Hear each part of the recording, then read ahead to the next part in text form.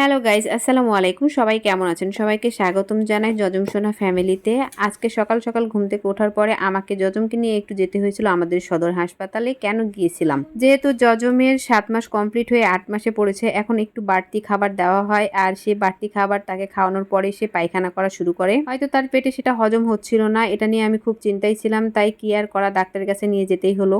যেহেতু সদর হাসপাতাল আমাদের বাড়ি থেকে খুব বেশি দূরে নয়, কাছেই, তাই আমরা সেখানেই চলে গিয়েছিলাম। অন্যান্য দিনের তুলনায় আজকে ভিড় অনেকটাই কম ছিল। যাওয়ার সঙ্গে সঙ্গে আমি সিরিয়াল পাই এবং যজমকে ডাক্তার দেখানো হয়। ডাক্তার সবকিছু শোনার পর কিছু মেডিসিন লিখে দেয় এবং সেগুলোই খাওয়াতে বলে। ইনশাল্লাহ সেগুলো খাওয়ালে হয়তো খুব শীঘ্রই যজমের এই সমস্যাটা সমাধান হয়ে যাবে।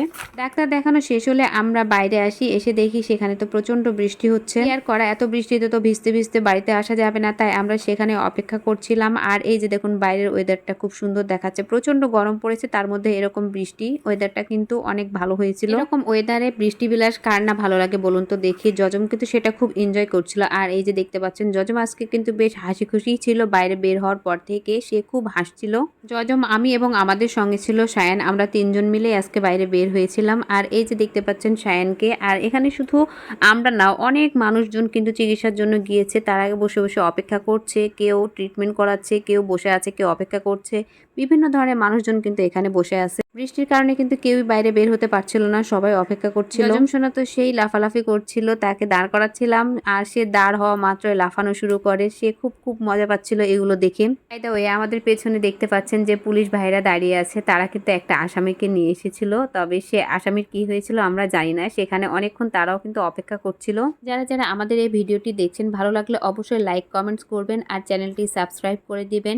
এখানে যজম সোনার প্রতিদিনের কিছু ভালো লাগার মুহূর্তগুলো আমি শেয়ার করে থাকি আপনাদের সঙ্গে। আপনাদের কার কার বাড়িতে এরকম ছোট্ট একটি যজম সোনা রয়েছে অবশ্যই কিন্তু কমেন্টসে জানাবেন। আর যজমকে কি মেডিসিন দিল সেটি আমি ভিডিও শেষে অবশ্যই আপনাদেরকে জানিয়ে দিব। আর সেই জন্য আপনাদেরকে ভিডিওটি কিন্তু শেষ পর্যন্ত দেখতে হবে। বাই দ্য ওয়ে, একজন কমেন্টসে জানতে চেয়েছিলেন যজমের বয়স কত এবং যজমের পুরো নাম কি। যজমের বয়স এখন চলে 7 মাস 9 দিন। আর যজমের পুরো নাম হচ্ছে শারজা ফাতিহা যজম।